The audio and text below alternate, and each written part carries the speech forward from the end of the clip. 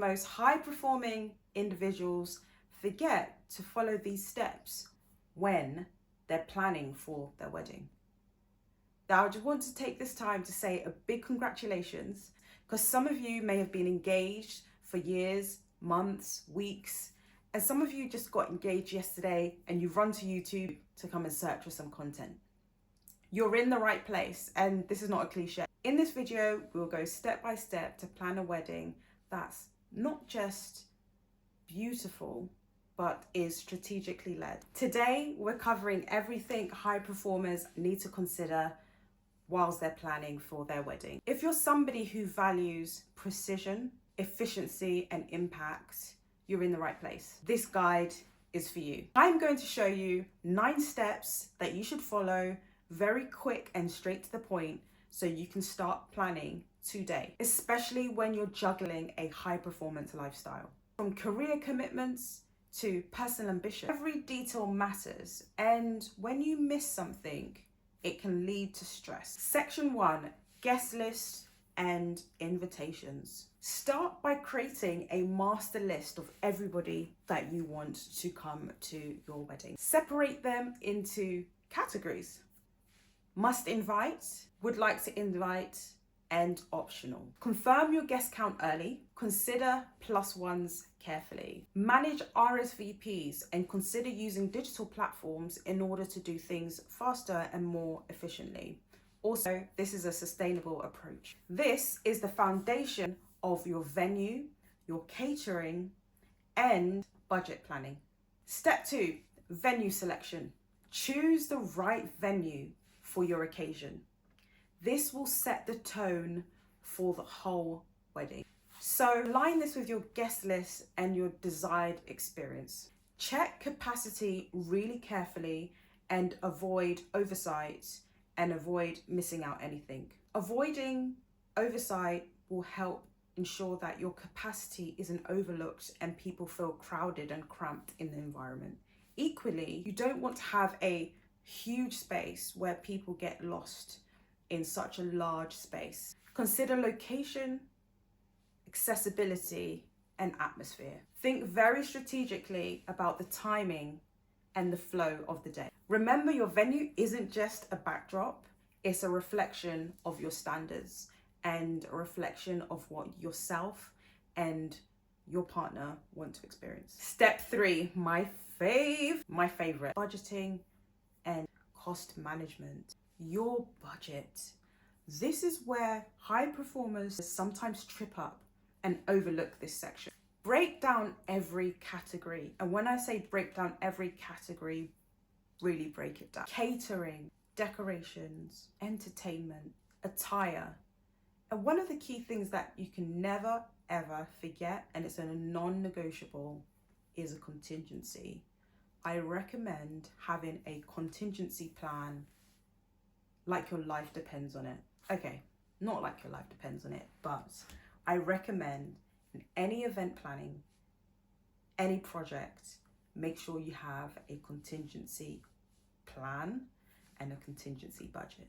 Track every payment and every invoice. I promise you, you will come back and you will thank me for this. You may not see the value of keeping hold of all of those things now, but later on down the line, you definitely will see the benefit.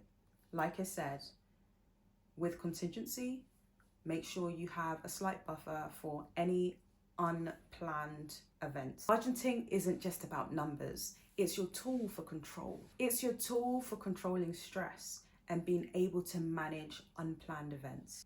And we want no surprises to derail your day. Step 4, vendor selection and contracts. Your vendors bring your vision to life, but only if they are reliable suppliers. Often a time you will have venues that work with their recommended suppliers. Sometimes that can seem very frustrating. However, when some of these venues have their recommended suppliers, it's because they've worked with them time and time again, and these vendors, suppliers are intimate with the space. They understand this space. They understand the accessing. They know how long it's going to take to offload their elements into the venue. They know how long it's going to take from their base to your venue. So don't look down too much on recommended suppliers, because it's also there for reliability. Vet every vendor carefully. Make sure you read their reviews. Don't just look at their TikTok videos or their YouTube videos. Make sure you're able to reach out to other people that may have used the suppliers. Make sure you're able to look at trusted websites that have trusted reviews. Even speak to your venue. They will give you a bit more insight as to what the vendor can and cannot do.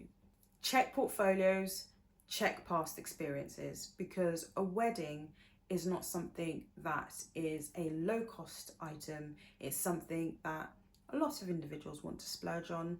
Many individuals even want to save, but even whilst you're looking to save, whilst you're planning for your wedding, you don't want to have a trip up on the road because your wedding is for one day and that supplier could end up, creating bumps in the road that you may not want to experience. So take the time ahead of your wedding to plan carefully and look at all of the reviews and check out what the suppliers can and cannot do, because they are the ones that bring your vision to life only if they are trusted. Read every contract through carefully and observe all of the timeline, deliverables and cancellation policies. Whilst you're in your engagement bubble, you're going to be so excited and you just want to tick, tick, tick all of these wonderful suppliers that you've met with. However, you need to ensure that they are vetted and they meet your demands, because essentially you are paying for their service. Decision in vendor selection ensures that your day runs how you want it to run and is in line with your expectations. Section 5, timeline and planning. Another one of my favorites. I love a good old plan, because for me, I love to look ahead and be able to see what's coming down the road. Create your wedding timeline. High performers thrive with a roadmap. And if you're not a high performer, this video will still help you. This is how I would do it. I would reverse engineer. Start at the wedding date, which is the end product, and work your way backwards up onto today's date. Include milestones for bookings, dress fittings, and let's say rehearsals. Track deadlines for RSVPs, vendor confirmation, and set up logistics. Planning a wedding is a very big project. So see your wedding as planning for a fun and memorable event that you'll remember for the rest of your life. A key timeline keeps you ahead of the game and helps you to see all of the blind spots before they happen. And if you're somebody that isn't that great with plans, you can work with an event coordinator or an event manager to help you plan out your wedding. Ultimately, having a plan for your wedding keeps you ahead of the game and it alleviates any stress. The last thing you want to do is to look at these things last minute. You want to be able to relax and be able to make decisions with clarity instead of having to rush to make decisions. Step 6, design, aesthetics, and personalization. Your wedding should reflect who you are. Choose a cohesive color palette that aligns with you and your partner. Align decor, flower arrangements that align with your vision. Add personal touches, unique entertainment, and a touch of your signature. And if you don't know what that is, there are so many resources out there that can help you. You can tap into Pinterest. Pinterest enables you to pull different colors. And what Pinterest actually does now, which is quite amazing, is they do cutouts. So it enables you to pull cutout elements, remove the backgrounds, place different pictures on with each other, so you can create a really nice scrapbook of the elements that you want to see for your wedding. You can align with different tones, different colors. And whilst you're on Pinterest, you can also look at other people that have created their own boards, and you can also edit with the cutout. So now they do have some cutout templates and some cutout themes that you can use and swap in and swap out images in order to create a really meaningful collage. So I definitely say, if you're creative, it's a tool. If you're somebody that's not creative, you can use it for inspiration and a tool in order to pull your vision to life. Another tool that I love to use is Canva. Canva can also enable you to create those pieces. So I definitely say tap into some of the free resources that are out there for you. When it comes to your wedding, when it comes to planning for your aesthetic, each detail should communicate intention. And to tap into all of those creative aesthetic elements does not mean high cost. You can create some very beautiful designs without having to break the bank. Step 7, guest experience and logistics. Focus on the guest experience. Yes, it's your wedding, it's about you, but you also want to make sure that your guests feel comfortable. So make sure you align those elements in. And again, that does not mean break the bank, but make sure that your guests feel comfortable, even just through the planning process and ensuring that you've considered all the key elements. For example, is there disabled access? Do you have access for some of those individuals that are a bit older, our elderly family members that need to gain access to the space? Are there a lot of stairs? Are there a lot of stairs where the vendors have to carry items upstairs? Make sure that you consider the young children that might be coming to your wedding. And even if it's a children-free event, think about your guests and how they will move within the space. Plan transportation and consider accommodation. Does your venue come as a package where there's accommodation, where your family and your friends can stay over? I say, look into those elements. Are there hotels that are close by that are accessible? Look into these elements to ensure once the event is finished, they have a safe place to rest their head or a safe journey back home. Ensure accessibility and comfort for all guests. You wouldn't have all of the guests standing up whilst you're sitting down. I know it sounds silly, but you need to make sure that you have the right number of people and the right capacity and the right number of seats and tables to accommodate your guests. Yes, the wedding is about you and your partner, but we just need to ensure that the people that are there to celebrate with you feel comfortable and can celebrate in your beautiful moment. Consider dietary requirements and make sure that you consider your seating plan. Who is going to sit next to who? Who has a feud with that auntie? Who has a feud with that uncle? Don't sit them next to each other. Make sure that, you consider your seating plan. And also, if you've had any pre-barbecues or pre-family dinners, maybe sit people next to individuals that may know each other from other events. Put these things into consideration. Have an on-site navigation so people understand where things are. You can speak to the MC to make sure that they announce things on the mic, but also a visual guide for individuals to know where they're seated if maybe there isn't somebody to usher them to their seats. Considering these details show thoughtfulness and ensures your wedding runs smoothly. Step 8, contingency planning. Prepare for the unexpected.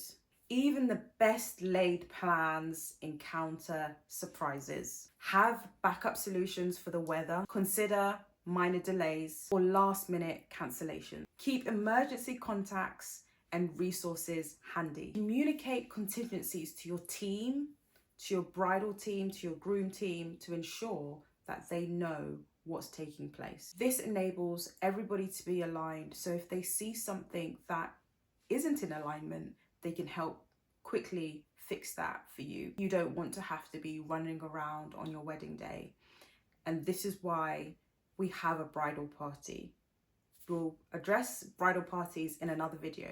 A proactive approach to contingency will keep you calm throughout the day and keep you confident and feeling in control of your big day. Step 9, post-wedding considerations. Planning doesn't end on the wedding itself. Organize thank you notes and gifts to all of the people that travel to share that wonderful moment with you. Review vendor performances for future individuals that may want to use vendors. Plan honeymoon logistics. Don't forget to plan for your honeymoon whilst you're planning for your wedding. Ensure that you have money set aside in order for you to have your honeymoon. This is the extended experience of your marriage post your wedding day.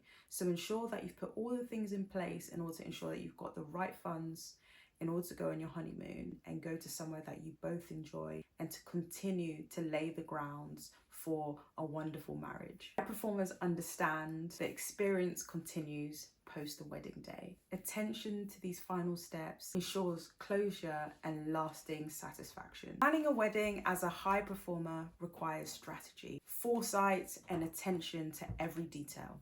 By following these 9 steps, you will create an amazing experience that enables you to ensure that your day will run as planned. Like I said, there will be a few bumps on the road, but most of all, by you putting these 9 steps and this plan in place, it will ensure that your wedding is magical. Remember, clarity and preparation are your greatest allies. This video has been put in place to ensure that you can take control and the reins over your wedding. Thank you for watching. Please like, comment, and subscribe.